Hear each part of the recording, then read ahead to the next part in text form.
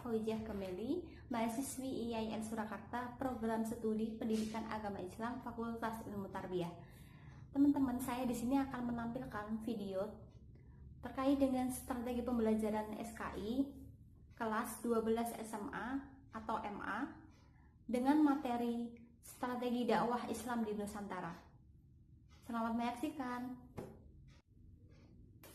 Assalamualaikum warahmatullahi wabarakatuh. Alhamdulillahirabbil alamin, wassalatu wassalamu ala asrafil anbiya'i wal mursalin wa ala alihi wa ashabihi ajmain. Amma ba'du. Baik anak-anakku semuanya, bagaimana kabarnya hari ini? Alhamdulillah baik semua ya. Meski masih dalam masa pandemi COVID-19 dan masih dalam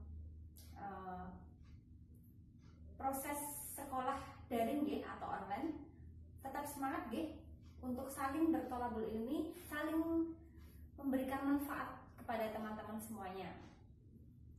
Baik, sebelum ibu masuk ke materi, anak-anakku semuanya, saya akan mengabsen terlebih dahulu apakah hadir semuanya atau tidak.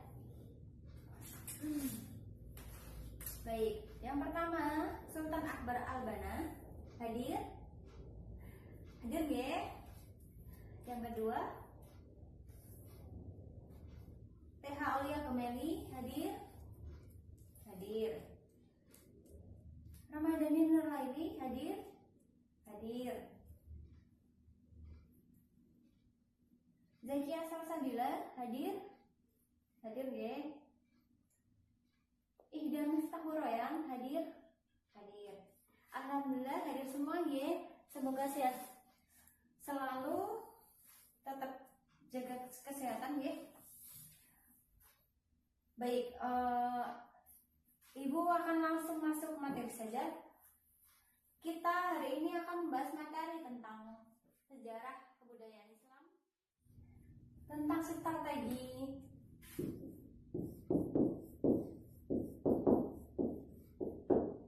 bisa dilihat di buku kalian masing-masing strategi dakwah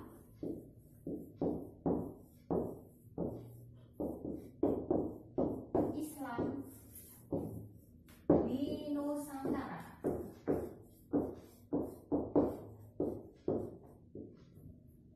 Perlu anak-anak garis bawahi dalam kata Nusantara sendiri.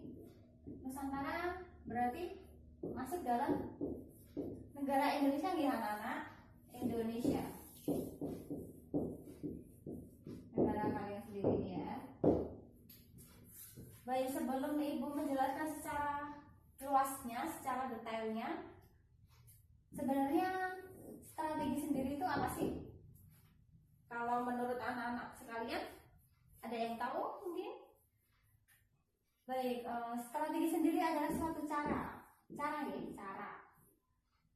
Contohnya, kalau kalian ingin mencapai sesuatu, Bu, saya ingin mendapatkan nilai yang bagus dalam ujian.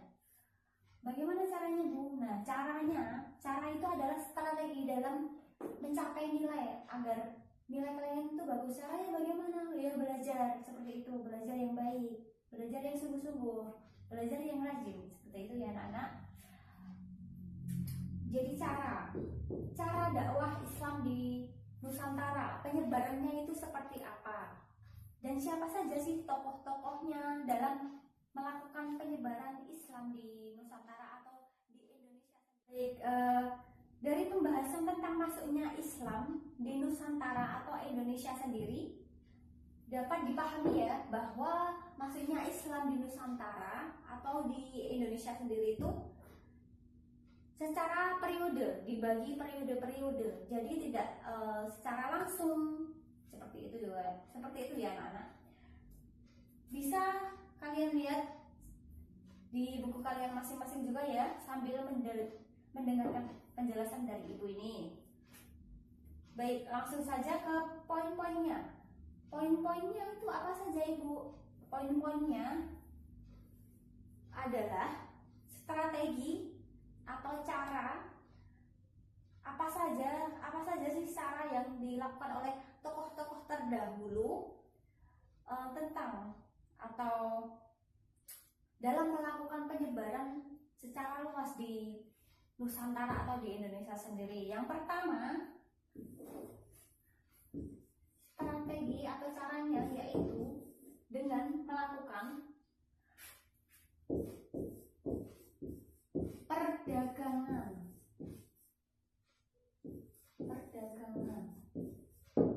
Kenapa dilakukan dengan perdagangan? Sebelumnya, karena pada masa dahulu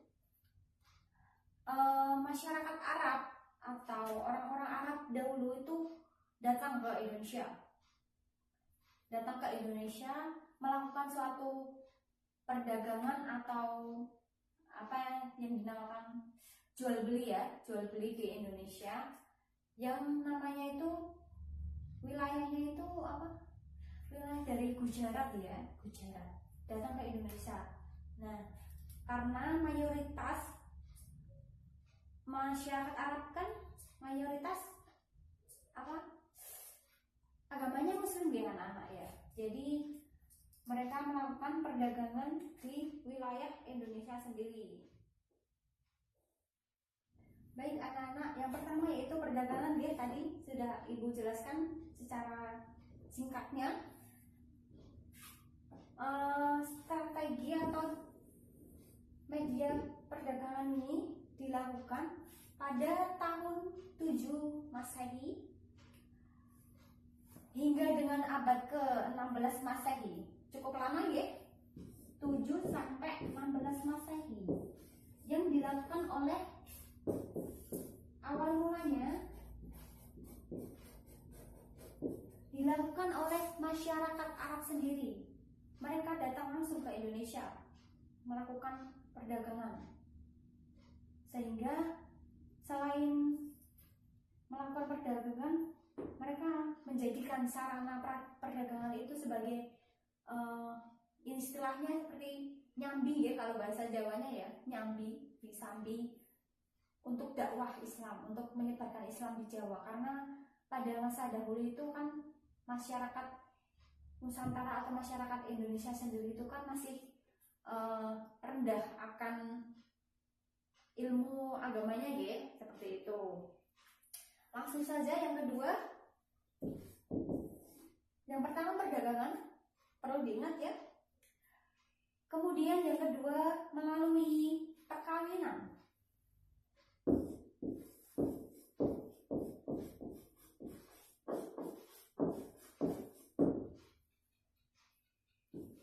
Kenapa Bu kok bisa melalui perkawinan? Yang pertama tadi perdagangan. Perdagangan ya.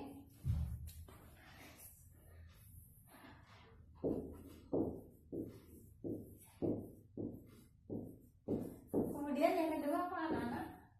Perkawinan.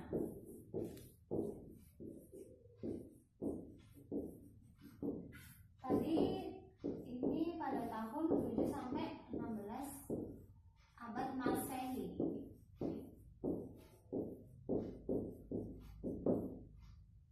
Ini dilakukan oleh wanita pribumi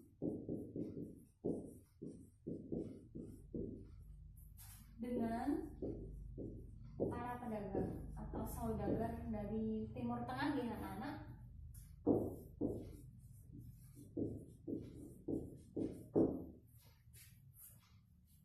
Jalur perdagangan pertama, kedua jalur perkawinan. Selanjutnya Ibu akan melanjutkan strategi yang ketiga, yaitu melalui jalur pendidikan.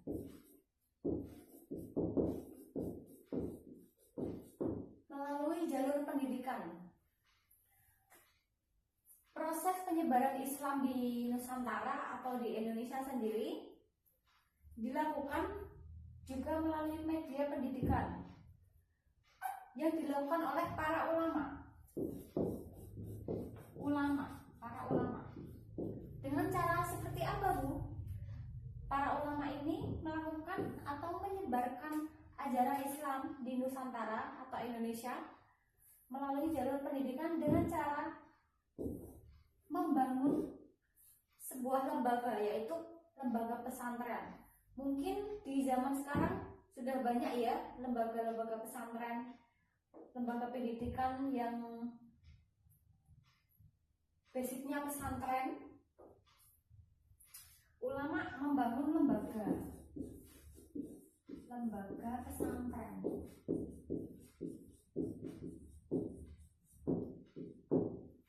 Lembaga pesantren di beberapa wilayah ya.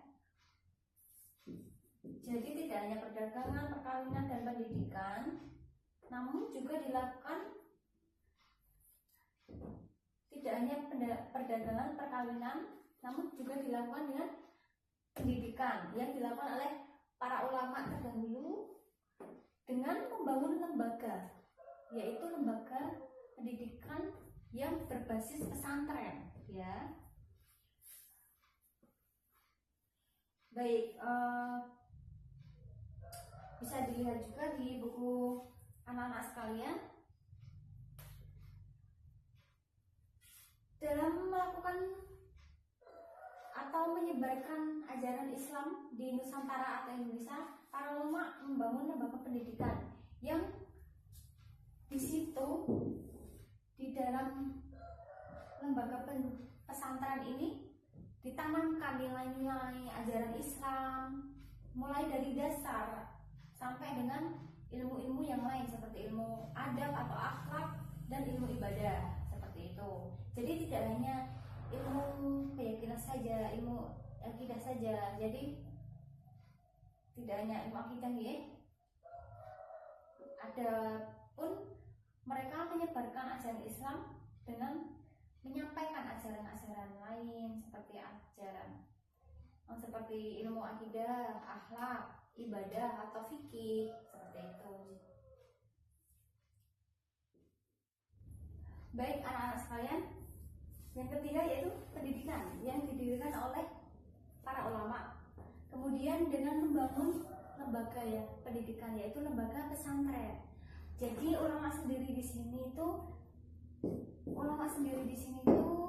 sangat memiliki peran yang sangat penting dalam proses penyebaran Islam di Nusantara atau di Indonesia ya.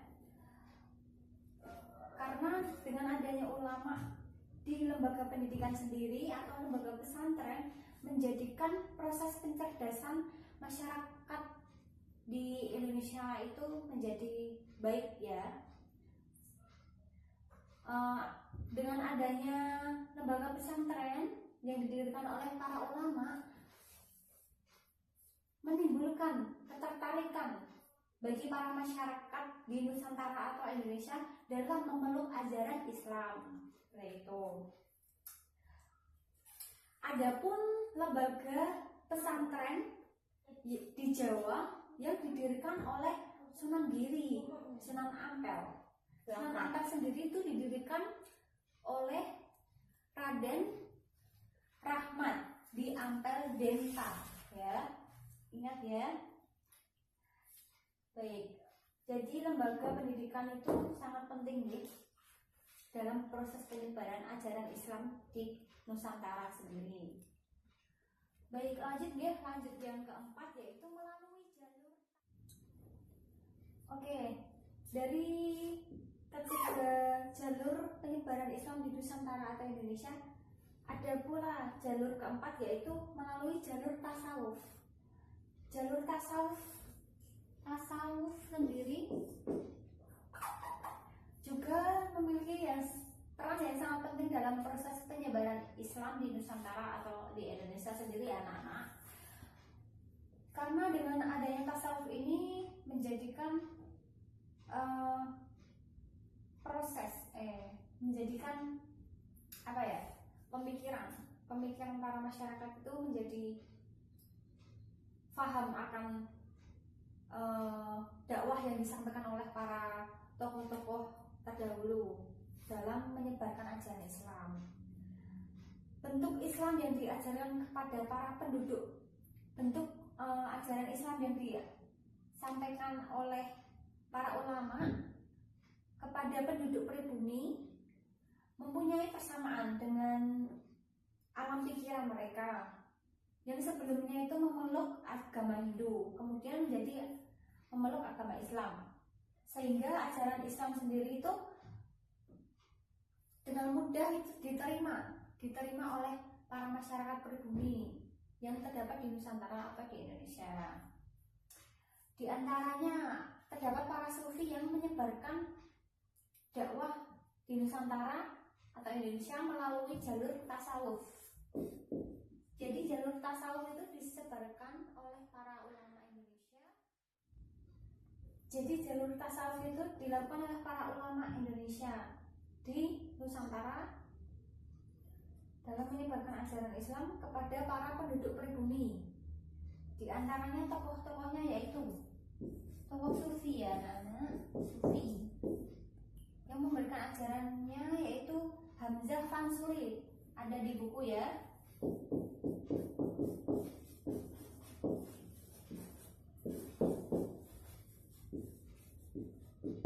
Hamzah Fansuri itu berasal dari Aceh. Dia adalah seorang sufi yang turut serta dalam proses penyebaran Islam di Nusantara atau di Indonesia ya anak-anak. Ada pun dari daerah lain yaitu Sunan Lemah Abang. Syekh Lemah Abang. Syekh Lemah Abang. Kemudian ada pula dari Sunan Panggung di Jawa, ya. Ketiga tokoh itu turut serta dalam melakukan penyebaran Islam di Nusantara atau Indonesia dengan melalui jalur tasawuf sendiri. Lanjut ya. Dari keempat jalur ini, kemudian ada pula jalur kelima yaitu melalui jalur kesenian.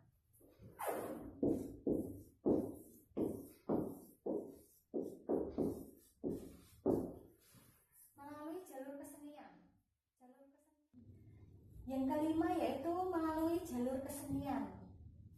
Islam berkembang di Nusantara atau di Indonesia melalui jalur kesenian, ya, melalui jalur kesenian yang dilakukan oleh para tokoh-tokoh terdahulu. Contohnya adalah dari Sunan Kalijaga sendiri. Sunan Kalijaga menyebarkan ajaran Islam melalui kesenian dengan membuat wayang, media wayang. Media wayang tersebut disisipi dengan cerita-cerita Islami untuk menyebarkan ajaran Islam, ya. Jadi tidak hanya melalui perdagangan, perkawinan, pendidikan, tasawuf, namun juga melalui kesenian, di mana kesenian sendiri itu banyak sekali ya digemari oleh para masyarakat pribumi pada masa dulu ya. Contohnya seperti wayang.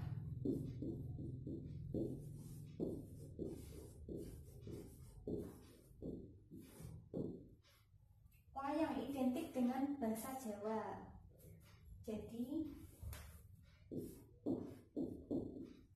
yang dilakukan oleh Sunan Kalijaga.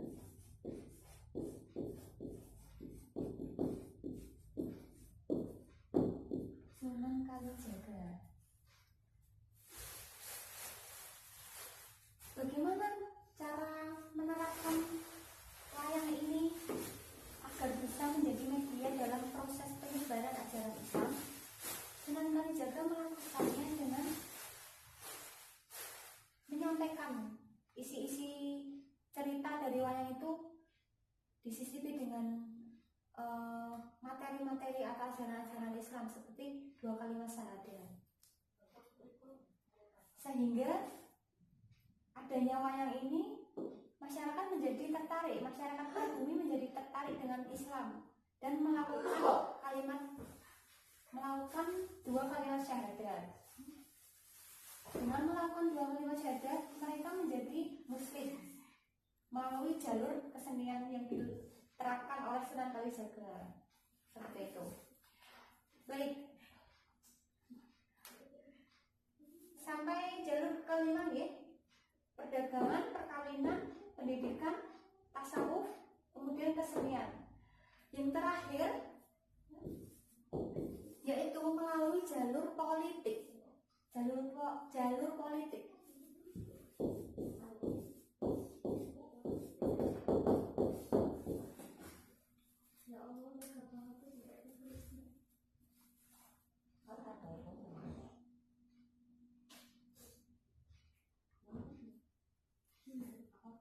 Mengapa kok bisa melalui jalur politik, Bu? Jadi terdapat di daerah Maluku dan Sulawesi, yaitu Sulawesi Selatan, mayoritas atau kebanyakan dari rakyat itu masuk Islam setelah rajanya sendiri itu masuk Islam. Jadi bukan masyarakat dahulu ya yang masuk Islam, tapi di daerah Maluku dan Sulawesi Selatan itu rajanya itu masuk Islam terlebih dahulu, sehingga masyarakatnya mengikuti rajanya untuk masuk Islam. Pengaruh politik dari raja sendiri sangat membantu tersebarnya atau proses penyebarannya Islam di Nusantara atau di Indonesia ya anak-anak. Jalur politik ini pun juga ditempuh ketika kerajaan Islam sendiri menaklukkan kerajaan non-Islam, baik di Sumatera, di Jawa, maupun di Indonesia yang terdapat di bagian timur ya. Jadi tak hanya dari jalur perdagangan, perkawinan, pendidikan, tasawuf, kesenian, namun juga dari jalur politik itu menjadi salah satu peran yang penting juga dalam proses penyebaran Islam di Nusantara. Seperti itu.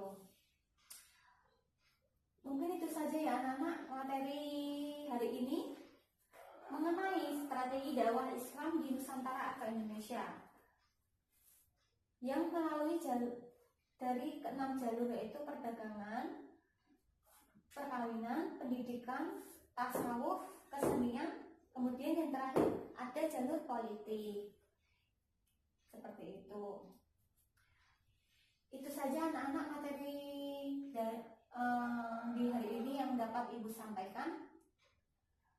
Untuk selanjutnya Ibu akan memberi tugas untuk anak-anak sekalian meresum atau merangkum materi yang telah Ibu sampaikan pada hari ini tentang strategi dakwah Islam di Nusantara yang dilakukan oleh para tokoh-tokoh terdahulu melalui keenam jalur ini di buku tulis ya, dan dikumpulkan minggu depan di pertemuan selanjutnya.